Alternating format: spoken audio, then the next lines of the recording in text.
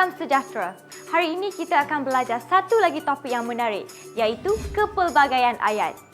Memang terdapat pelbagai ayat dalam bahasa Melayu yang kita gunakan sehari-hari. Contohnya, ayat pasif, ayat aktif, ayat songsang, macam-macam lagi. Dalam peperiksaan Bahasa Melayu SPM nanti, anda turut akan diuji tentang kefahaman anda mengenai ayat-ayat ini. Soalan akan dikemukakan dalam soalan 3B kertas 2 Bahasa Melayu SPM dan sebanyak 6 markah diperuntukkan. 6 markah ini akan menentukan sama ada anda mendapat A, B atau C. Oleh itu, kita hendaklah berusaha untuk menguasai bahagian ini. Mari kita lihat apakah soalan tentang kepelbagaian ayat yang mungkin akan ditanya. Menggabungkan atau memisahkan ayat, menukar ayat cakap ajuk dan cakap pindah, menukar ayat biasa dan ayat songsang, menukar ayat aktif dan ayat pasif, menentukan jenis ayat dan menganalisis ayat. Hari ini kita akan fokus kepada menggabungkan dan memisahkan ayat, menukarkan cakap ajuk kepada cakap pindah dan sebaliknya, serta menukarkan ayat biasa kepada ayat songsang. Bagi soalan, menyambung dan memisahkan ayat, anda mungkin akan diberikan satu petikan yang mengandungi beberapa ayat pendek. Baca dan fahami keseluruhan maksud dalam petikan. Anda dikehendaki menyambungkan ayat-ayat pendek tersebut menjadi 2 atau 3 atau 4 ayat sahaja. Cara menjawab mudah sahaja. Jangan menyambung kurang atau lebih daripada yang diarahkan. Gunakan kata hubung atau penanda wacana yang sesuai. Jangan ubah struktur ayat dan jangan tinggalkan isi penting. Kedua, menukarkan cakap ajuk kepada cakap pindah. Bagi soalan ini, anda perlu menghilangkan tanda pembuka dan penutup pengikat kata. Gunakan juga bahasa yang gramatis dan baku. Ingat ya, unsur-unsur selanga dan dialek tidak boleh digunakan. Mari kita lihat ini. Anda juga perlu menukarkan kata ganti nama diri, masa, tempat dan sebagainya kepada yang sesuai. Contohnya, aku, dia. Kami, mereka. Di sini, di sana. Kata seru pula perlu ditukar menjadi frasa mengikut konteks ayat. Contohnya, aduh, mengerang kesakitan. Amboi, perasaan terkejut. Cis, dengan marahnya. Wah, dengan perasaan kagum. Dengan kehairanan. Penggunaan kata singkatan pula ditukar kepada perkataan lengkap. Contohnya, nak, hendak, mau, mahu, mak, emak. Manakala ayat perintah pula ditukar kepada frasa yang sesuai. Contohnya, jangan, melarang, sila masuk, menjemput. Bagi menukarkan cakap pindah kepada cakap ajuk pula, tukarkan kata ganti nama diri, masa, tempat dan sebagainya kepada yang sesuai. Contohnya, dia, saya, aku, nama seseorang, mereka, kami, di sana, di sini. Tulis tanda soal dan tanda seru dalam ayat yang ditukar. Frasa kata seru perlu ditukar dengan kata seru yang sesuai. Selain itu, penggunaan kata singkatan boleh digunakan. Unsur-unsur selanga dan dialek juga boleh digunakan. Cakap ajuk boleh ditulis dalam 2 cara iaitu, pertama, ayat bentuk dialog dengan penggunaan tanda pengikat kata. Kedua, ayat bentuk dialog yang tersusun mengikut turutan penutur. Nama penutur ditulis di sebelah kiri. Tidak perlu tanda pengikat kata. Menukarkan ayat biasa kepada ayat songsang dan sebaliknya. Ayat biasa ialah ayat dalam susunan biasa iaitu subjek berada di depan predikat. Manakala ayat songsang ialah ayat yang susunannya diterbalikkan. Proses menterbalikkan ayat tersebut dikenali sebagai pendepanan atau perjudulan pada bahagian predikat. Cuba kita lihat penjelasan ini. Pendepanan atau penjudulan pada bahagian predikat boleh berlaku dengan 2 cara. Pertama, pendepanan seluruh predikat. Contoh, subjek, wajahnya. Predikat, cantik sungguh. Wajahnya cantik sungguh. Susunan biasa. Cantik sungguh wajahnya. susunan songsang. Kedua, pendepanan sebahagian predikat. Contoh, subjek budak remaja itu, predikat pergi ke sungai. Budak remaja itu pergi ke sungai, susunan biasa. Ke sungai budak remaja itu pergi, susunan songsang. Sudah bersedia untuk buat latihan? Mari kita mulakan. Latihan 1. Gabungkan ayat-ayat di bawah menjadi satu ayat sahaja. Ayah begitu gigih orangnya. Ayah tetap meneruskan kerja-kerjanya di kebun. Usia ayah telah lanjut. Ayah bertekad mahu menyekolahkan anak-anaknya.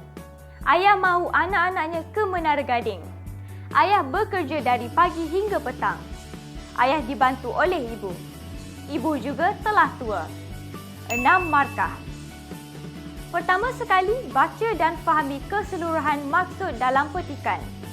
Kemudian, sambungkan ayat-ayat dalam petikan menggunakan kata hubung. Mari kita lihat jawapannya. Ayah begitu gigih orangnya kerana tetap meneruskan kerja-kerjanya di kebun walaupun usianya telah lanjut. Malah, bertekad mahu menyekolahkan anak-anaknya hingga ke Menara Gading lalu bekerja dari pagi hingga petang dengan dibantu oleh ibu yang juga telah tua. Lihat bagaimana ayat-ayat disambungkan menggunakan kata hubung. Sekarang, mari kita buat latihan tentang memisahkan ayat pula. Latihan 2, memisahkan ayat. Pisahkan ayat-ayat dalam petikan di bawah kepada 6 ayat dengan mengekalkan maksud dan struktur asalnya. Setiap warga negara perlu mengamalkan sikap toleransi untuk mengekalkan keharmonian perpaduan kaum dan mereka juga telah mengamalkan nilai-nilai murni dalam kehidupan untuk menstabilkan politik negara agar imej negara tidak tercemar dan martabat negara terus disanjung oleh masyarakat dunia. 6 markah. Pertama sekali, fahami topik yang cuba disampaikan oleh petikan. Petikan menjelaskan peranan warga negara dalam mengamalkan amalan nilai murni. Kemudian, kenal pasti kata hubung dalam ayat majmuk tersebut supaya mudah untuk anda memisahkan ayat. Terdapat 5 kata hubung yang memisahkan setiap ayat. Maka ada 6 ayat tunggal dalam petikan ini. Kenal pasti subjek utama bagi setiap ayat tunggal yang akan dibina. Misalnya ayat 1 hingga 3. Subjeknya merujuk kepada setiap warga negara. Manakala ayat 4 hingga 6, subjeknya merujuk kepada amalan nilai murni. Kemudian, baru bina ayat tunggal yang mengandungi satu subjek dan satu predikat. Mari kita lihat contoh jawapan. 1. Setiap warga negara perlu mengamalkan sikap toleransi. 2. Setiap warga negara perlu mengekalkan keharmonian perpaduan kaum. 3. Setiap warga negara perlu mengamalkan nilai-nilai murni dalam kehidupan. 4. Amalan nilai-nilai murni itu penting untuk menstabilkan politik negara. 5. Amalan nilai-nilai murni penting untuk memelihara imej negara agar tidak tercemar. 6. Amalan nilai-nilai murni perlu bagi memastikan martabat negara terus disanjung oleh masyarakat dunia. Baiklah, sekarang kita cuba buat latihan menukarkan cakap ajuk kepada cakap pindah pula. 1. Tukar ayat cakap ajuk di bawah kepada cakap pindah. Anda dikehendaki mengekalkan susunan isi dalam petikan ini. Kau dah lunaskan dah hutan tu? Aku bercadang untuk lunaskannya esok. Lagipun, aku sibuk betul minggu lepas. Sebagai rakan, aku ni nak ingatkan kau. Yalah, kita ni kadang-kadang sibuk sangat sampai terlupa nak buat sesuatu yang wajib. Terima kasihlah Farouk. Engkau betul-betul memahami masalah aku yang sering lupa ni. Kalau tak aku, siapa lagi yang nak ingatkan kau? Jangan cakap banyaklah. Jom kita pergi minum. Hari ni aku belanja kau. Bagi menukarkan cakap ajuk kepada cakap pindah, hilangkan tanda pengikat kata, tanda tanya dan tanda seru.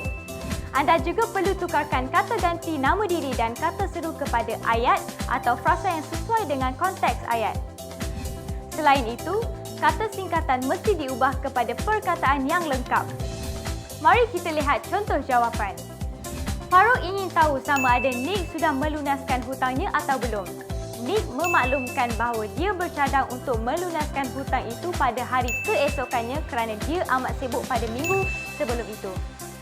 Farouk menjelaskan bahawa dia hanya mengingatkan Nick atas dasar persahabatan sahaja kerana faham akan kesibukan Nick dan bimbang Nick akan terlupa untuk melakukan perkara yang wajib.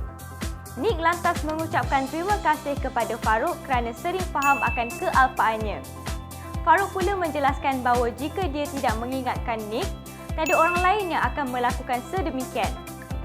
Nick kemudian meminta agar Farouk tidak bercakap banyak lantas terus mempelawa Farouk untuk dibelanjakan minum. Latihan seterusnya ialah menukarkan cakap pindah kepada cakap ajuk. Mari kita mulakan. 2. Tukar ayat cakap pindah di bawah kepada cakap ajuk. Anda dikehendaki mengekalkan susunan ini dalam petikan ini. Shanti ingin tahu sebab kawannya, why Kit kelihatan muram pada pagi itu. Why Kit menjelaskan bahawa dia sihat-sihat saja dan hanya berasa sedikit penat kerana dia tidur lewat pada malam sebelum itu. Shanti lalu menanyakan sebab dia berbuat demikian. Wakid memberitahu Shanti bahawa adiknya demam dan dia terpaksa membantu ibunya menjaga adiknya yang sakit. Shanti bertanyakan keadaan adik Wakid ketika itu. Wakid mengatakan bahawa ibunya sudah pun menghantar adiknya ke hospital dan keadaannya tidak membimbangkan. 6 markah. Bagi menukarkan cakap pindah atau laporan ke dalam bentuk cakap ajuk atau dialog, gunakan tanda pengikat kata, koma, tanda seru dan tanda soal. Anda boleh menambah imbuhan pada kata-kata yang sesuai supaya menjadi ayat yang lengkap. Mari kita lihat contoh jawapan. Mengapa awak nampak muram pagi ini, Wakid? Tanya Shanti kepada Wakid. Saya sihat saja, cuma rasa penat sedikit sebab tidur lewat malam tadi. Jawab Wakid. Mengapa awak tidur lewat? Tanya Shanti lagi. Adik saya demam. Jadi ibu minta saya menjaga adik saya. Jelas Wakid kepada Shanti.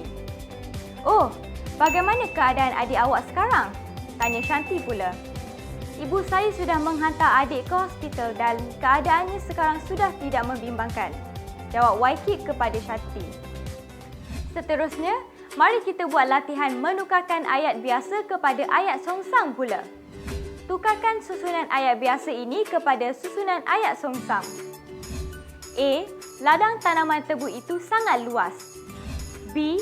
Hasil tangkapan nelayan itu amat lumayan. C. Operator pengeluaran itu sangat tekun semasa bekerja. 6 markah. Dalam susunan songsang, predikat akan dipindahkan ke hadapan subjek ayat melalui proses pendepanan seluruh atau sebahagian predikat. Mari kita lihat contoh jawapan. 1. Sangat luas ladang tanaman tebu itu. 2. Amat lumayan hasil tangkapan nelayan itu. 3. Semasa bekerja, sangat tekun operator pengeluaran itu. Atau, sangat tekun operator pengeluaran itu semasa bekerja. Teruskan mengulang kaji. Semoga berjaya!